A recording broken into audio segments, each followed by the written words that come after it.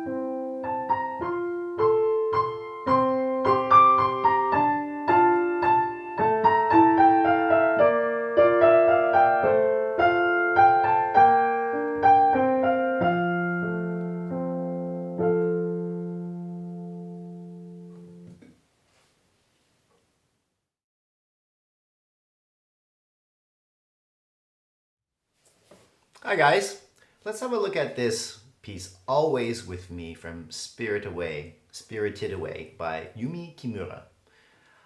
This is really kind of a very pretty, wistful piece. I think you can choose to play this with a pedal if you like. It's not obligatory. You can totally make it sound very nice without a pedal, but I really feel like the pedal gives it a little atmosphere to it. But just a little word of warning, if you use the pedal, make sure you clear the pedal enough times so you don't get too much of a blurry sound through the piece. Now, it's a very simple, straightforward piece. So if you, as you're learning this, if you stick to the fingerings that are marked, it should work out pretty well for you. Try to resist doing alternate fingerings, all right? The editor did a very good job with the fingers in general. There is one little thing in the right hand, I'll explain it right now. This is in measure 2 and 3 on the first line, okay? So in 2 and 3, right, we're starting in that position F, all right? So in measure 2, you're gonna start with a G, high G, and you're gonna go to that C, and then it says 3 on G, so you're gonna switch fingerings there, and then and this is measure 3, then you're gonna play 2 for your F, and then you have to reach a little bit to play that D with your thumb. Now the moment you play that D with your thumb, try and close your hand to a 5-finger position because the next note is an A, and it says 5th finger there, okay? So it looks like this and a little bit more in time. 2, 3. Here's the 3rd finger. I'm gonna reach and close my hand. Okay, and the rest of it is very self-explanatory. 2nd finger, 5th finger up there, 4th finger. And then you're back in position. So that when you start for the 2nd time, this is the pick up to 9.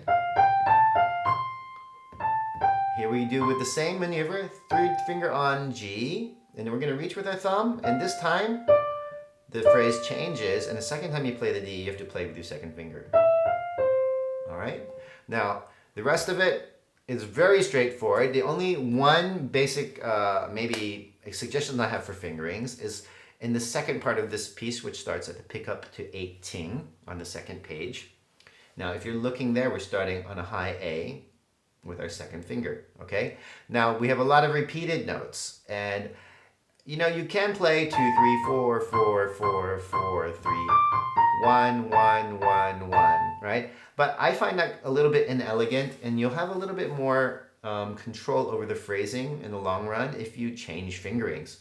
So I try to just bounce between 2, 3, and 4 for this. So maybe 2, 3, 4, 3, 2, 3, 1, 2, 3, 4.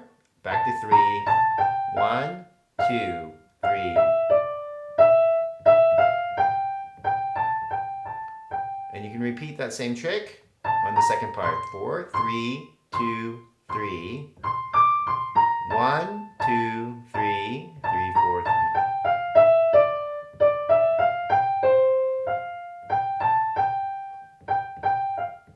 Okay? Give it a try. If you don't like it, you can always do just 4th fingers all the time. But I think it's a little bit nicer to do it with a little finger changing. Plus it gives you a little bit of practice changing fingers, changing your fingerings around. Okay, I think that's pretty much it for this piece. Oh, last thing to mention is when you're playing the left hand, don't forget to notice it's also in treble clef, okay? So the first note is an F, not an A. All right, so good luck learning this piece and putting it together. Have some fun, and we'll see you in the next video.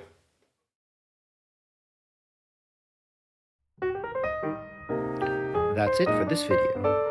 If you enjoyed this video, please consider clicking on that like button and subscribing to my channel. Thanks for watching.